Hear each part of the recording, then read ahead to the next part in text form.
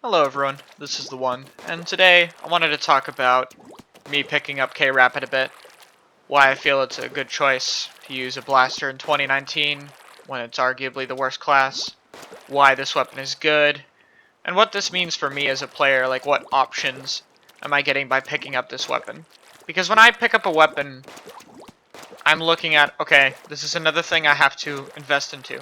So if I want to play Rapid, if I want to invest into this weapon, there has to be a good trade-off. There has to be a reason I'll play this that can deal with something that my other weapons can't, that I really enjoy playing, or that works on certain maps. Like, there has to be a reason to where investing into this weapon is a good choice for me as a player, because at this point, picking up more weapons takes time, it's hard to pick up some weapons, and you need to have good reason for what you're going to get any use out of it, because you can't just pick up something only to not use it.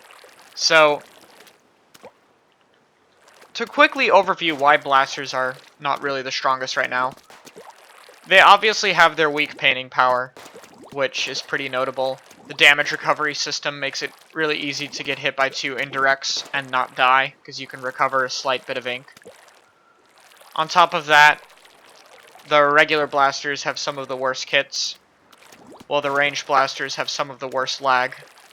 And Luna has a bit of a range problem and a lag problem combined. But another thing that people forget about is it's really difficult at dealing with specials. You direct armor and you're still going to need your 2 indirects afterward, and it cannot take down Booyah Bomb or Baller for shit.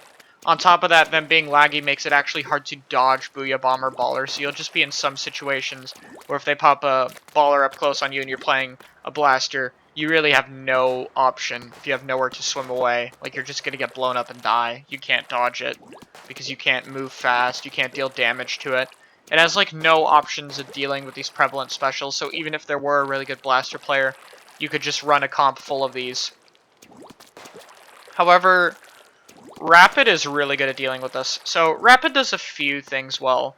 One of the most obvious ones is it doesn't suffer from the problems as badly as other blasters do.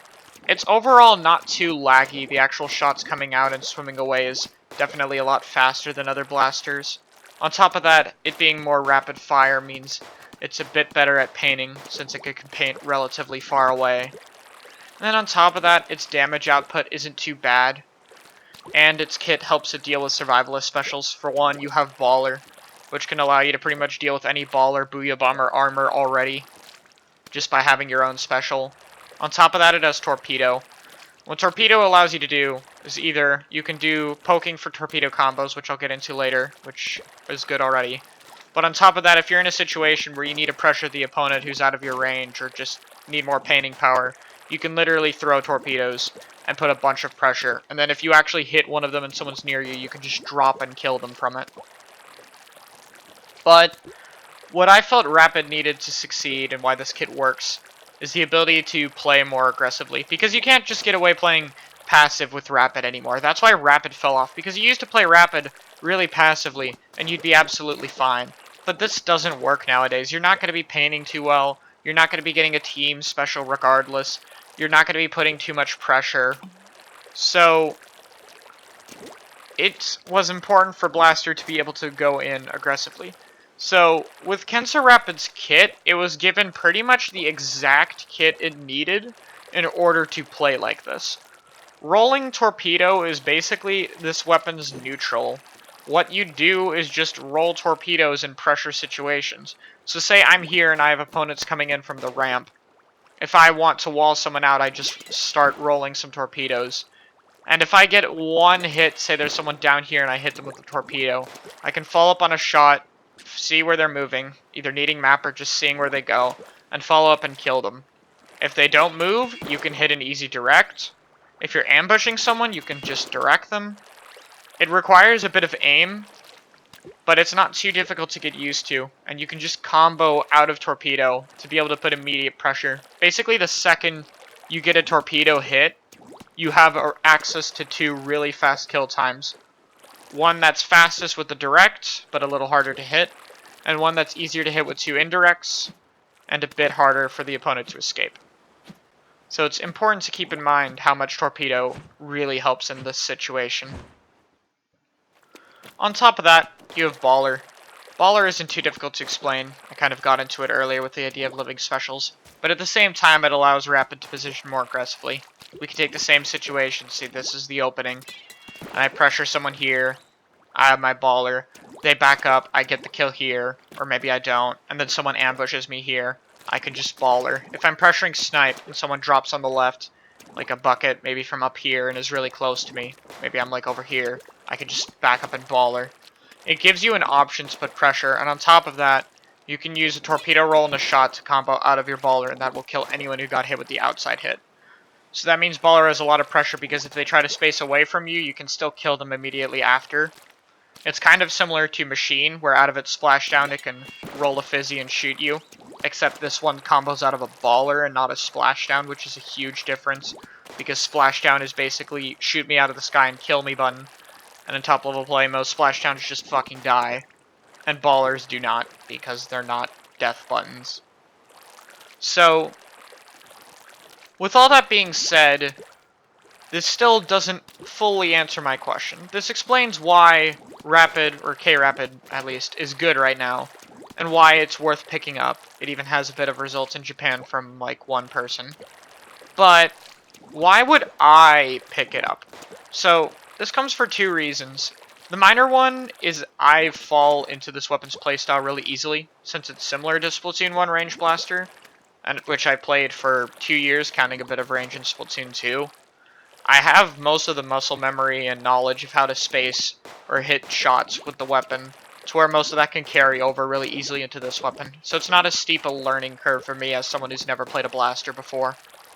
But on top of that, I find lately that the comps I'm struggling most against are longer range comps, because there are more longer range weapons that are good right now, and by longer range I mean more than L3 basically. So things like Pro, things like Machine, things like Tent, things like 96, things like Charger, Ballpoint, things like Squeezer, are all good weapons that Brella can struggle to deal with. And while it's okay if you're fighting one or two of them on a team, if you're against a team comp that says like Tent, Machine, Charger, you're going to have 3 weapons that you're really going to struggle to deal with.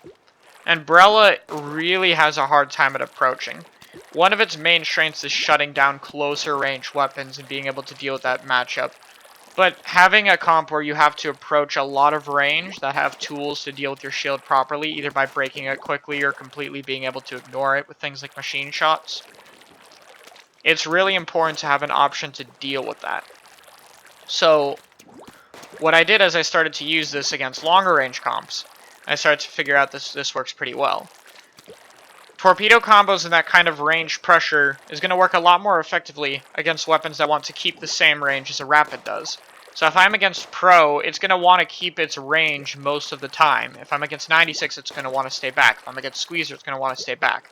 And that already is putting them spacing the same way I am, which is going to make it easier to hit shots. On top of that, they're generally slower, since they have a bit more startup and end lag, since they're longer range weapons. So this means actually following up like a torpedo combo or an indirect is a lot easier with Rapid than it is on shorter range weapons, because they're just not able to move away as fast. They don't paint as well, they're a bit slower, etc. So I think what makes Rapid really good right now, besides what I mentioned, is that it's really good at shutting down these longer range comps. It works fine against short range comps, so I don't want to get that idea that it can't do well against those. But it clearly does really well against longer range comps, and has good matchup against longer range weapons. So if you're against these kind of comps, you can run this as a counter option to be able to deal with them.